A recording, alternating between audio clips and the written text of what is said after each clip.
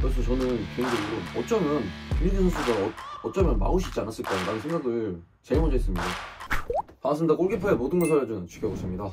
이제 친동생이죠. 현역 선수, 대학교 선수인데 포지션이 어디예요? 지금 수비형 미드필더 보고 있습니다. 지금 수비형 미드필더 보는 친동생과 그리고 오코치 이렇게 둘이서 이번 월드컵 분석을 한번 해보려고 합니다. 필드 입장에서의 느낌과 그리고 골키퍼 입장에서의 느낌 한번 분석해보도록 하겠습니다. 이게 맞다 저게 맞다가 아니라 이렇게 했으면 더 좋았을 거다 라는 느낌이기 때문에 재밌게 봐주시면 좋을 것 같습니다. 그럼 지금부터 시작해보도록 하겠습니다. 가시죠. 이제 22분 동안 거의 밀어붙이죠. 어떤 게 잘 된 것 같으세요? 전방에서 볼을 빼앗겼을 때 바로 압박 들어가는 타이밍이랑 이제 역습 나갈 때 주위에서 도와주는 서포트 움직임들, 그런 부분에서 좋았던 것 같습니다. 세트피스 상황에서 이제 실점을 하게 되는데, 결론적으로 말씀드리자면은 바나의 유슈팅이 3개인데 3실점을 했어요. 근데 이 골이 이렇게 단순하게 봤을 때는 어렵거든요, 당연히. 근데 어떻게 생각하면은 이제 좀 쉬워질 수가 있는 거예요. 저는 이 장면을 보면서 저 라이브로 봤는데 좀 의아했어요. 뭐가 어떤 게 의아했냐면, 김승기 선수가 수비를 세우잖아요. 이 수비를 세우는데 라인이 너무 깊게 있어요. 뭔 말이냐, 골문에서 가깝단 말이에요. 골문에서 가까워지면 안 되거든요, 사실. 골문에서 가까워지면 어떤 현상이 일어나냐, 공격수랑 수비수 같이 들어오면서 골키퍼가 서 있는 이 작은 박스 내에서의 이 나올 수 있는 거리가 좁아지기 때문에 진짜 말 그대로 우당탕탕하다 실점하는 장면이 흔합니다. 김승규 선수가 뭐 크로싱 능력이 안 좋네 뭐 이런 개념이 아니라, 그냥 단순하게 말하면 어떤 골키퍼가 와도 이렇게 라인을, 수비 라인을 내려서 해버리면은 상대편 입장에서는 좋은 찬스라고 생각합니다. 공격수 입장에서 이 골키퍼와 최종 수비수 사이가 가까워지면 가까워질수록 어때요? 골 넣기가 쉽죠. 골 넣기가 쉬워요. 왜? 붙이기만 하면 골키퍼도 나오기 애매하고 수비수가 걷어나기도 애매하고 그냥 애매한 상황이 만들어지니까 앞에서 주워먹거나 살짝 다거나 스치기만 해도 실점할 수 있는 거예요. 그래서 저는 개인적으로 어쩌면 김윤기 선수가 어쩌면 막을 수 있지 않았을까라는 생각을 제일 먼저 했습니다. 그래서 제 생각은 이게 아니라 저라면 지금 포인트 세우는 위치는 어디예요? 손흥민 서 있는데 큰 페널티 박스 아크 쪽. 그래서 큰 박스 라인 쪽 있잖아요. 저라면 이 수비들을 큰 박스까지 올릴 것 같아요. 왜? 지금 이 거리가 사실 가까우면 가깝고 멀면 먼 거리긴 한데, 이렇게 붙여놨을 때 김승규 선수가 크로스 능력이 없는 것도 아니고 지금 어디다 붙여놨죠? 이 킥을 차서? 차서 작은 페널티 박스 쪽에 바로. 그렇지. 수비 뒷공간과 골키퍼 앞 공간에다 놓은 거예요. 근데 지금 수비가 라인이 좁혀있으니까 우당탕탕하다가 실점을 한 거예요. 제가 유튜브를 계속 분석 영상을 뭐 K리그나 영상 올리면서 맨날 하는 말이 있어요. 수비 라인 내려서 지어라. 세트피스 상황 시 굳이 내릴 필요가 있냐, 라인을 올려서 해라, 이런 말씀을 많이 드렸어요. 어쩌면 이렇게 라인 잡았으면 막았지 않았을까라는 생각이 듭니다. 골키퍼 분들이라면 공감하실 거예요. 라인을 내리면 그 순간부터 골키퍼들은 불안해지기 시작합니다.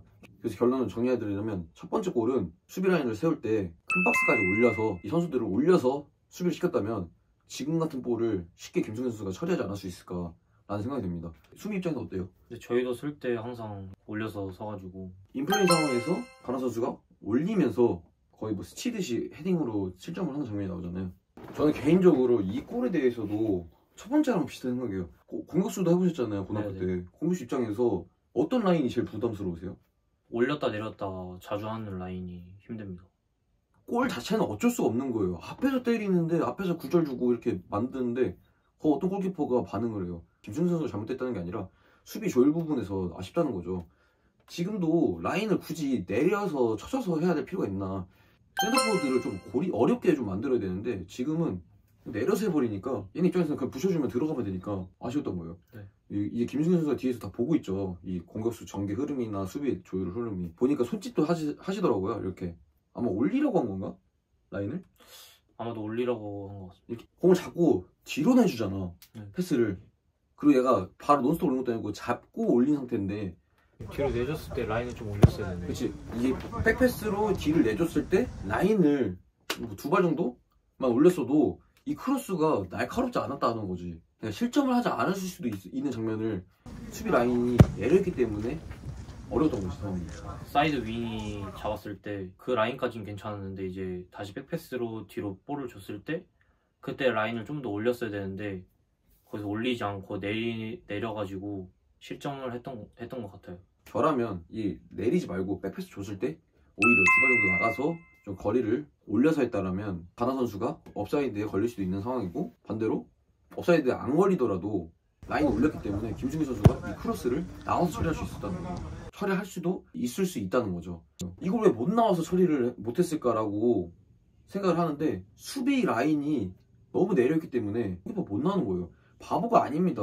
두 번째 실점 장면도 마찬가지로 라인을 저라면 올려서 했으면 어땠을까? 네, 그러니까 라인을 올렸으면 활동 반경이 넓어졌다 이런 말씀이신 거죠. 네. 이제 윙에서 백패스를 줬을 때 이게 전방으로 바라보게끔 하지 말고 이제 다시 뒤쪽으로 볼을 패스할 수 있도록 더 바짝 붙어서 했어요.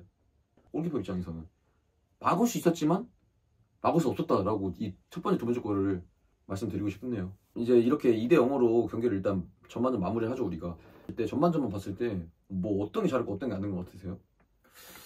한국 선수들이 이제 공격적인 면에서는 이제 좋은 움직임과 이제 좋은 플레이를 많이 만들었는데 그에 비해 이제 마무리되는 슈팅이 없었고 그에 비해 가나는 별로 안 되는 이제 공격으로 마무리를 해서 이제 이거의 차이인 것 같습니다. 세 번째 실점 장면도 저는 첫 번째 두 번째보다 세 번째가 오히려 더 어렸던 것 같아요. 세 번째 골을 오히려 더 왜 못 막았냐라고 할 수 있는데 전 세 번째 골이 더 어렵다고 생각합니다. 골키퍼가 이제 다 보고 있잖아요. 보고 있을 때 공쪽만 보는 게 아니라 반대쪽도 체킹을 해줘야 돼요. 근데 그거를 이 멘트가 누구였냐? 누구였죠? 김진수 선수. 김진수 선수였죠.